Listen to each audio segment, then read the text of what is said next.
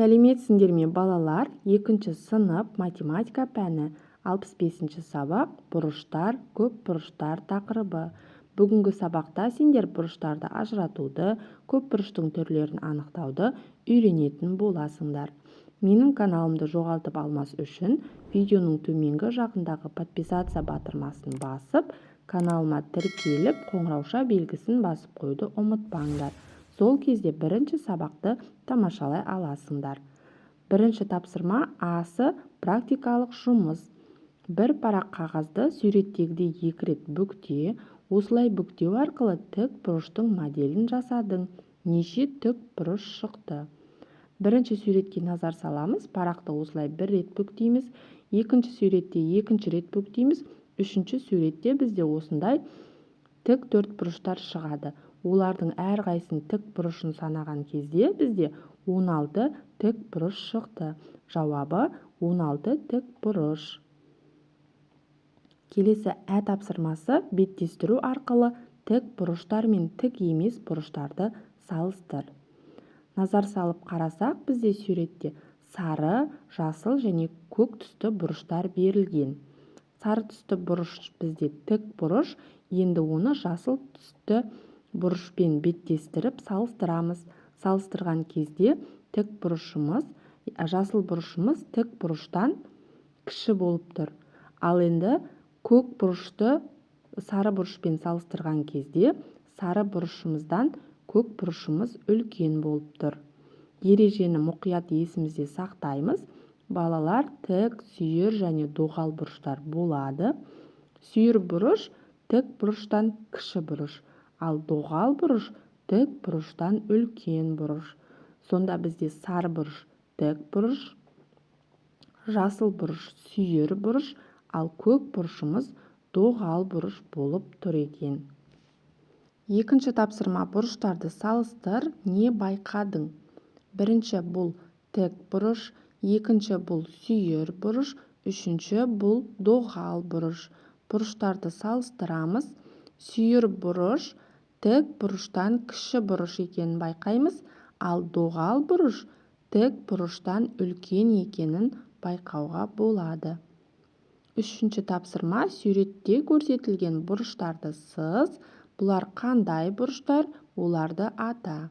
Балалар, суретті дәптерімізге сызып аламыз бұрыштарды. Бірінші бұрыш бізде тік бұрыш, екінші бұрыш сүйір бұрыш, себебі тік бұрыштан кіші бұрыш. Үшінші тік бұрыш, төртінші доғал бұрыш, себебі ол тік бұрыштан үлкен бұрыш. Сондықтан доғал бұрыш болады. Келесі төртінші тапсырма төбелері, бұрыштары және қабырғалары бар фигураларды ата. Өзің атаған фигуралардың неше төбесі бар, неше бұрышы бар, қабырғасы нешеу? Балалар, суреттегі фигураларға мұқият қараймыз. Бізде төбесі, бұрышы, қабырғасы бар. Ол 3 бұрыш, 4 бұрыш және сүйір бұрыш.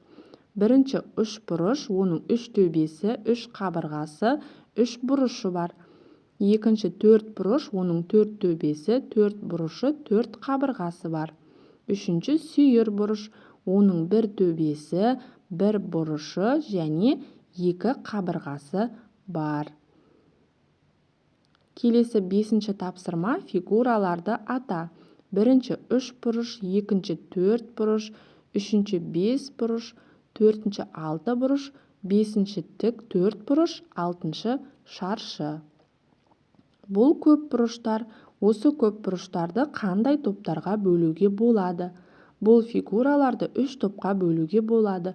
3 бұрыштар, 4 бұрыштар және көп бұрыштар деп. 3 бұрышқа 3 бұрышты жатқызамыз. 4 бұрышқа 4 бұрыш, тік 4 бұрыш шаршыны жатқызуға болады. Ал көп бұрыштарға 5 бұрыш пен 6 бұрышты көп бұрыштар тобына жатқызуға болады екен. Келесі 6-шы тапсырма есепті шығар. Марат шанамен 45 минут, ал Асыл 37 минут сырғанады. Марат Асылға қарағанда шанамен неше минут ұзақ сырғанады? Бірінші шартын құрып аламыз. Марат 45 минут, Асыл 37 минут, белгісіз минут ұзақ. Шешуі 45 минут. Шешуін табамыз. 45 минуттан 37 минутты азайтамыз. Тең 8. Жауабы: Марат Асылдан 8 минут ұзақ сырғанады. 7. Теңдеулерді шеш. 19 қосылған x тең 34. X тең 34 азайту 19. X тең 15. Енді x-ті орнына қойып, теңдеуді тексереміз. 19 қосылған 15 тең 34. 34 тең 34. Келесі теңдеу 64 азайту a тең 31. A тең 64 азайту 31. A тең 33. A-ны орнына қойып тексереміз. 64 азайту 33 тең 31. 31 тең 31. 8-ші тапсырма. Әрбір фигураның неше төбесі, неше қабырғасы, неше бұрышы бар. Суретте бізде екі фигура берілген. Бірінші үш бұрыш, оның үш төбесі, үш қабырғасы, үш бұрышы бар. Екінші суретте төрт бұрыш, оның төрт төбесі, төрт бұрышы, төрт қабырғасы бар. Тапсырма орындаймыз. Дәптерге бір доғал бұрышы бар, үш бұрыш, және екі доғал бұрышы бар, төрт бұрыш сызыңдар.